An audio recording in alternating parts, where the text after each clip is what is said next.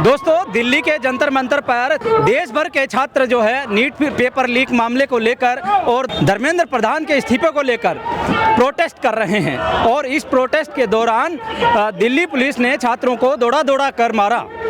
इसी सिलसिले में राहुल गांधी ने प्रोटेस्ट में भाग लिया और राहुल गांधी को दिल्ली पुलिस जो है घसीटते हुए गिरफ्तार करके ले गई। इस दौरान जो है राहुल गांधी के मुंह से एक बूंद खून की क्या निकली कि कांग्रेस के नेता जितने भी हैं देश भर से सड़कों पर उतर आए हैं। इसी सिलसिले में कांग्रेस कमेटी के कार्यालय से पीसीसी से जो है गोविंद सिंह डोटासरा के नेतृत्व में कांग्रेस नेता जो है बीजेपी कार्यालय को घेराव के लिए निकले हैं।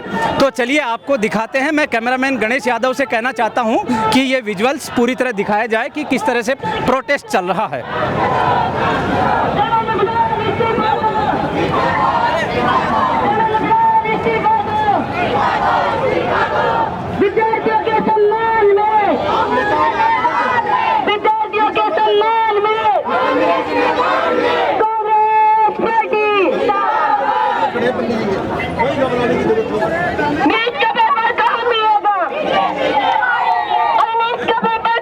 कल जिस तरह से राहुल गांधी को दिल्ली पुलिस ने उठाया उस पर आपका क्या कहना है? इससे माहौल बिगड़ेगा देश का। विपक्ष के नेता से प्रधानमंत्री नरेंद्र मोदी को सह सम्मान घर में ले जाकर बात करनी चाहिए थी। विपक्ष के नेता के साथ जिस तरह से बदतमीजी की गई वो बिल्कुल गलत है। प्रधानमंत्री जितना है उतना ही विपक्ष के नेता का सम्मान होता है। नरेंद्र मोदी हाँ पक्ष के नेता है, ना पक्ष के नेता है। बराबर के मामले में सम्मान दिया जाता है। ये विपक्ष के नेता का सम्मान नहीं करते हैं, देश की जनता का सम्मान नहीं करते, बच्चों का सम्मान नहीं करते, लाठीचार्ज करते हैं, लोगों को तंग करते हैं, महिलाओं का सम्मान नहीं करते। बीजेपी जो जुल्म कर रही है उसका जवाब पूरा देश दे रहा है। और ये मान लेना देश में अब यदि हालात बिगड़ेंगे तो उसके लिए नरेंद्र मोदी सरकार जिम्मेदार होगी।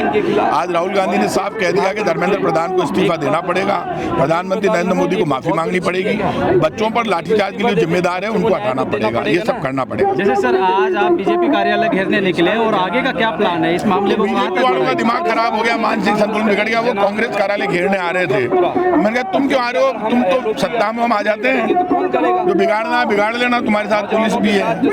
बीजेपी खुद माहौल बिगाड़ना चाहती है। और ये सुन लेना, बीजेपी वाले आगे आगे दौड़ेंगे, जनता पीछे पीछे दौड़ेगी। दिल्ली में तो पिट ही रहे, अब पूरे देश में पिटेंगे। तय आ गया, टाइम आ गया। अब क्या करना चाहिए? तो सर जिस तरीके से जनता का रुख है और स्टूडेंट का जो है प्रोटेस्ट है, इसको लेकर मैं कह रहा हूँ जनता देखते ही मारेगी पूरे देश में। बीजेपी वालों ने यदि धर्मेंद्र प्रधान का इस्तीफा लेकर और नरेंद्र मोदी जी ने माफी नहीं मांगी बच्चों से, तो देश में बच्चे छोड़ेंगे नहीं। अभी माहौल बहुत खराब है। देश की जनता बीजेपी के जुल्म से, धोखे से, बेईमानी से, महंगाई से, गरीबी से, भ्रष्टाचार से परेशान है। तब सब तरफ लोग जुल्म से परेशान है, लोग बहुत दुखी है।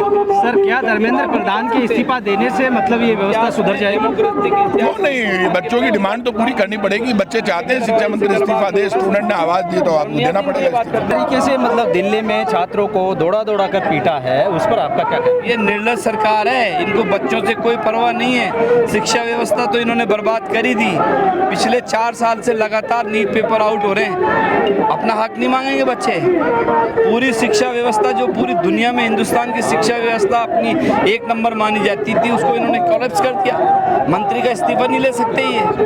तो सर इस पे आगे कांग्रेस का क्या स्टैंड रहेगा? कांग्रेस तो बच्चों के साथ है, जो उनके साथ अन्याय हुआ है उनको न्याय मिले। राहुल गांधी जी ने कहा है कि धर्मेंद्र प्रधान को इस्तीफा दे, इनके खिलाफ जो झूठे मुकदमे दर्ज करें उनको खत्म करे और बहस करे, हाउस के अंदर डिबेट हो।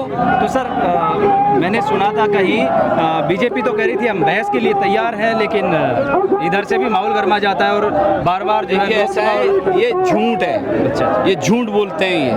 अगर इनको बहस ही करानी थी तो आज जब स्पीकर महोदय के चैम्बर में जाके सारे विपक्ष ने बात करी तो इनको सहमति दे देनी चाहिए थी ना।